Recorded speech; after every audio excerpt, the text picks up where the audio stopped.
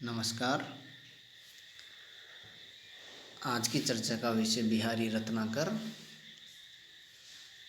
कोटा विश्वविद्यालय के स्नातक द्वितीय वर्ष में हिंदी साहित्य में दूसरा अध्याय बिहारी रत्नाकर, जिसमें बिहारी जी की सतसई से चुनिंदा कुछ दोहों को शामिल किया गया है। श्री जगन्नाथ दास रत्नाकर द्वारा की गई सतसई की प्रसिद्ध टीका बिहारी रत्नाकर हैं। पिछले कई वीडियो से इसके दोहों की व्याख्या हम पढ़ रहे हैं। उसी क्रम को आगे बढ़ाते हुए आज अगले कुछ बिहारी जी के जो दोहे हैं उनकी व्याख्या हम करेंगे। आज का दोहा है, तंत्री नाद कवित रस सरस राग रतिरंग, अन बूढ़े बूढ़े तरेज बूढ़े सब अंग। यहाँ तंत्री नाद का मतलब है वीणा आदि जो वाद्य यंत्र होते हैं उनका जो मधुर स्वर है उसके लिए आया तंत्री नाद। तंत्री सभी प्रकार के वाद्य यंत्रों से जो मधुर स्वर निकलता है वो तंत्री नाद है। कवित्रस कविता का रस, काव्य का रस, काव्य को पढ़ने से जो आनंद आता है वो है कवित्रस। सरस राग, रसीला राग, गाना, स्नेह, तो रसीला गाना है। सरस राग, संगीत, मधुर संगीत, और रतिरंग, रति यानी प्रेम, तो प्रेम, रतिरंग स्त्री के संग का आनंद या प्रेमानंद, उसके लिए रतिरंग आया है। तो यहाँ तंत्रीनाद, कवित्त रस, सरस राग और रतिरंग यानी कला, साहित्य, संगीत और प्रेम, इनके बारे में बताया गया है कि ये अन बूढ़े बूढ़े तरेज बूढ़े सब अंग। अन बूढ़े यानी नहीं डूबे, अन यानी नहीं, बूढ़े यानी डूबना। जो उपरोक्त बातें बताई गई हैं, ऊपर जो बातें बताई गई हैं, ये कला, संगीत या प्रेम या काव्य, साहित्य, इन सभी में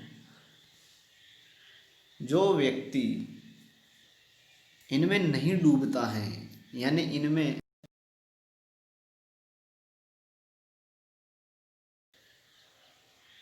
There's no internet connection right now because you're in airplane mode. जो इनमें डूबता नहीं है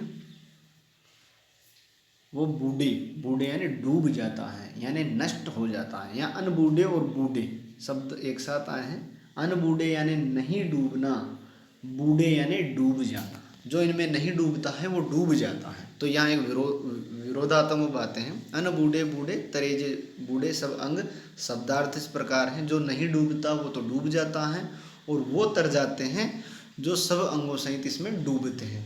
तो यह विरोधात्मक बातें हैं, पर वास्तविक अर्थ जब हम ऊपर की लाइन से इसका अर्थ देखते हैं तो विरोध समाप्त हो जाता है। यहाँ विरोधाभास अलंकार है। ये विरोधाभास का एक अच्छा उदाहरण है कि जो तंत्री नाद, कवित्त रस, सरस राग और रति रंग, इनमें जो नहीं डूबता है, जो इनमें निमग्न नहीं होता है, जो पूरी तरह से इनमें रत नहीं होता है, वे तो इसमें जो वे तो डूब जाते हैं, वे तो नष्ट हो जाते हैं। और जो इन सभी में सब अंग सहित पूरी तरीके से इनमें डूब जाते हैं, इनमें रत हो जाते हैं, वे तरे यानी तर जाते हैं, यानी वो इस संसार सागर से तर जाते हैं, उनका उद्धार हो जाता है। यानी इन सभी जो साहित्य, कला, संगीत या प्रेम है, इनका आनंद को यहाँ जीवन के लिए यानी जीवन के लिए ये महत्वपूर्ण बताए गए हैं। इनका आनंद लेने वाला व्यक्ति तर जाता है, और जो इनमें नहीं डूबता, इनमें रत नहीं होता, इनसे लगाव नहीं रखता, वो बूढ़े यानी नष्ट हो जाता है, उसका जीवन बेकार हो जाता है, वो यूं ही नष्ट होता है। इस प्रकार से इसमें कला, साहित्य, संगीत, प्रेम, इनके महत्व पर कवि ने ये दोहा लिखा है, और ये विरोधाभास का भी अच्छा उदाहरण है। इसके बाद दूसरा दोहा है, सहज सचिक्कन श्याम रुचि सुचि सुगंध सुकुमार गनतु न मनु पथु अपथु लखी बिथुरे सुथरे बार। यहाँ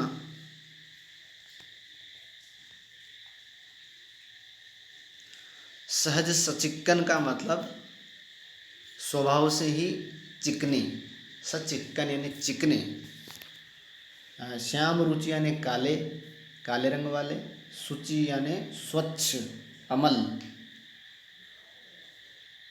सुगंध का मतलब सुगंधित, और सुकुमार यानी कोमल। ये सारी विशेषताएं किसके बारे में हैं? गनतु न मनु पथु अपथु लखी बिथुरे सुथरे बार। बार का मतलब बाल, केश। किसके केश? नायिका के। तो यहाँ एक ऐसे नायक का वर्णन, एक ऐसा नायक का वर्णन है, यानी एक नायक है जो किसी नायिका के बालों के प्रति आकृष्ट हैं।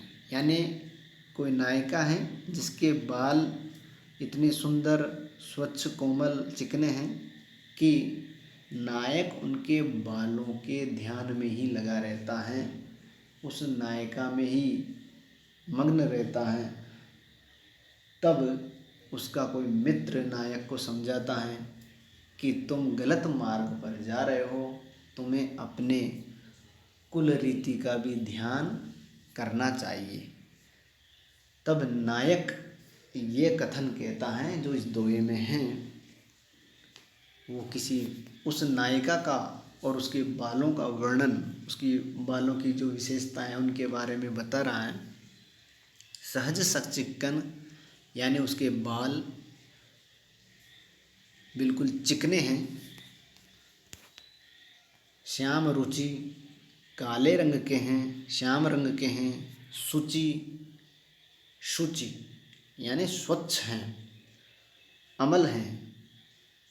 सुगंध सुगंधित हैं, और सुकुमार यानी कोमल हैं। उस नायिका के बाल चिकने, काले, शुद्ध, सुगंधित और कोमल हैं कि गनतु न मनु पथु अपथु। पथु अपथु यानी पथ और अपथ, अच्छा रास्ता और बुरा रास्ता।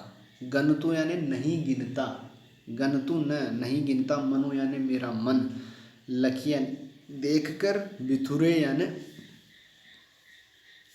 बिखरे हुए। बिथुरे का मतलब बिखरे हुए, फैले हुए, इधर उधर छिटके हुए। सुथरे यानी सुंदर, बार यानी बाल। उस नायिका के जो फैले हुए, इधर उधर छिटके हुए सुंदर बाल हैं, उनको देखकर, लखी देखकर मेरा मन पथु और अपथु, अच्छे रास्ते और बुरे रास्ते को नहीं गिनता है। गनतु न नहीं गिन पाता, यानी मेरा मन जो है वो नायिका के उन सुंदर बालों में इतना आकृष्ट, इतना आकर्षित, इतना ध्यान मग्न हो गया है कि मेरा मन अपने भले और बुरे का भी ध्यान नहीं कर पाता। उसे अच्छे और बुरे रास्ते का भी भान अब नहीं रह गया है, क्योंकि वह उस right now because you're in airplane mode. उसके बालों की सुंदरता में ही निमग्न रहता है। आगे तीसरा है, या अनुरागी चित्त की गति समझे नहीं कोई, ज्यों ज्यों बूढ़े श्याम रंग त्यों त्यों उज्जलू होए।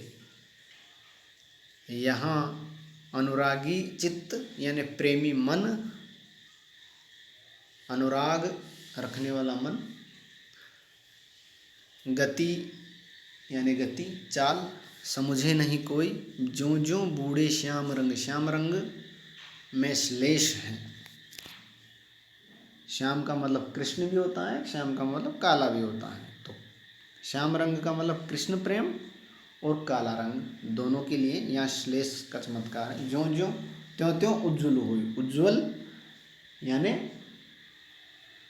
स्वच्छ निर्मल और सफ़ेद, तो दो दो अर्थ हैं।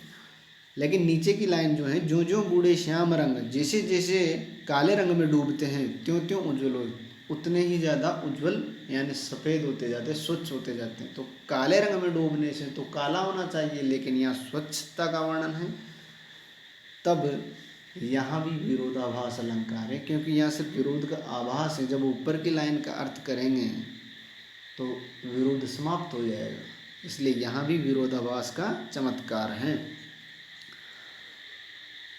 या अनुरागी चित्त की, इस अनुरागी चित्त का, इस अनुरागी जो मन है, प्रेमी जो मन है, इसकी गति समझे नहीं कोई, इसकी गति को कोई भी नहीं समझ सकता, कोई नहीं जानता, क्योंकि इसकी गति कैसी है, इसकी चाल कैसी है।